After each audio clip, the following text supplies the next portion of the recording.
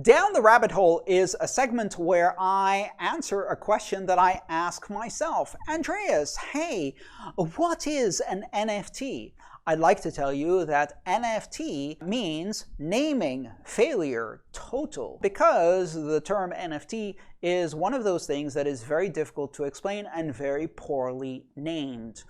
An NFT is a type of deed. The acronym NFT means non-fungible token, which is what I like to call a negative explanation.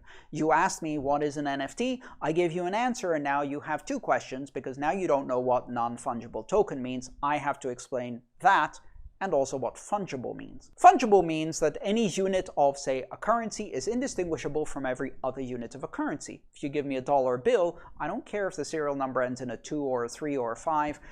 It's still just a dollar bill. That is a fungible currency. It is fungible by law. If, however, I give you the title and registration of my current vehicle, then you will say, hey, can I use this to claim ownership to any vehicle? No. You can only claim ownership to the Toyota Corolla that I'm currently driving. The specific one with this registration number, that is a deed. It's a title of ownership. It is non-fungible because it does not represent any possible variation of that type of item. It represents a specific instance. Not any Toyota Corolla, not any car, this car. And so that is what a non-fungible token is. It is a token that represents a unique item. Now, it can be a physical item, for example, a house, a boat, a car, or it can be an intangible item, for example, a picture, or the intellectual property of my logo, or something else. And that may have some degree of recognition by some authority or none at all. For a digital item, you can prove ownership with the blockchain, and the digital item itself may give you some kind of special privileges. Now, let's say, for example, you have a non-fungible token that is related to a piece of art, a digital photo. Can someone copy the photo? Of course they can, just like they can photocopy a signed copy of my book. But it's still not the original signed copy of my book that I signed. They can't copy the non-fungible token that proves that it was issued by me, for example, and therefore that's what they own.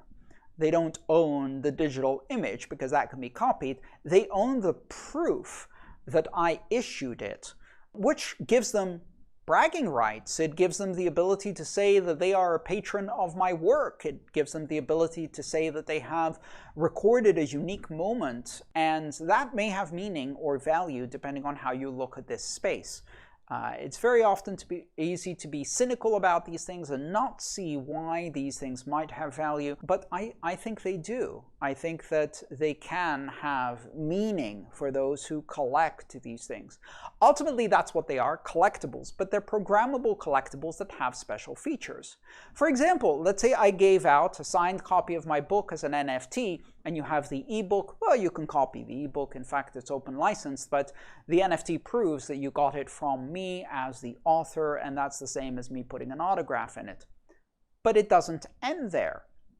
I could make it so that presenting ownership of that NFT, for example, with a digital signature from the same key that owns the NFT, you could gain access to the secret, super duper exclusive, members only area on my website where you could ask me questions. I wouldn't do that, but that's something you could do with an NFT. So you can use it as an access token.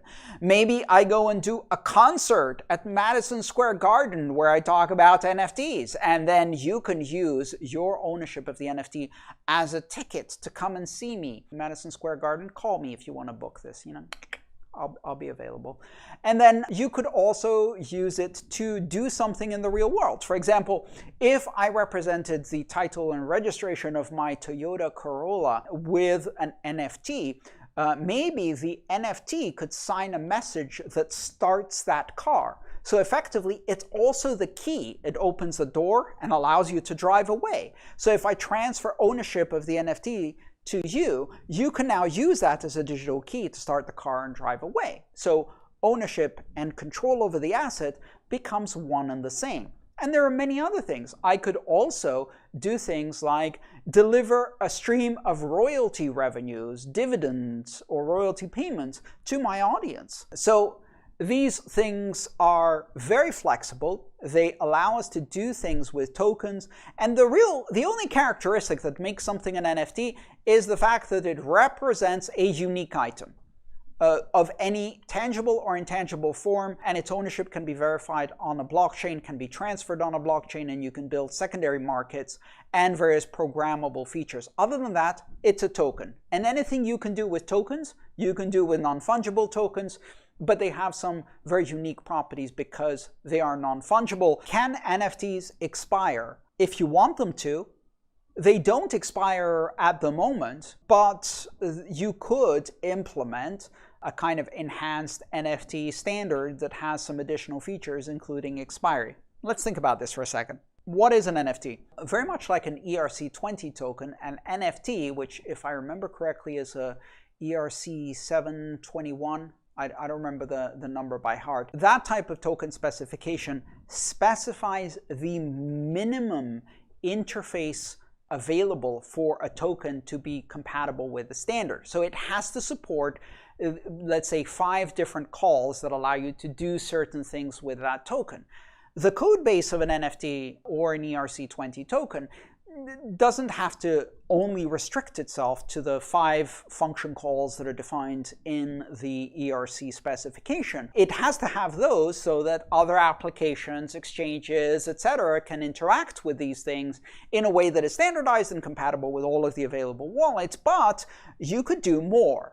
And many tokens do more things. They have additional capabilities, features, or even limitations, constraints that are implemented in code and with function calls that are outside or extensions of the standard. And those may be further standardized with additional standards or not. They may be custom to a specific NFT. So you could write an NFT that has some additional functions that do things like expiry, and you could implement those functions so that each NFT also has an additional field, which is maybe its expiration date, and then you could check if it's expired or not, and you could limit how the other functions work. So yes, you can do that. That's the interesting thing about programmable smart contracts. Hi, thanks for watching the video. I'm Andreas Antonopoulos. I'm the author of Mastering Bitcoin, Mastering Ethereum, and the Internet of Money series. If you'd like to support my mission of bringing education about Bitcoin and open blockchains to as many people as possible under open, free Creative Commons licenses, please consider subscribing to my channel and supporting me on patreon.com/AANTONOP. Thank you.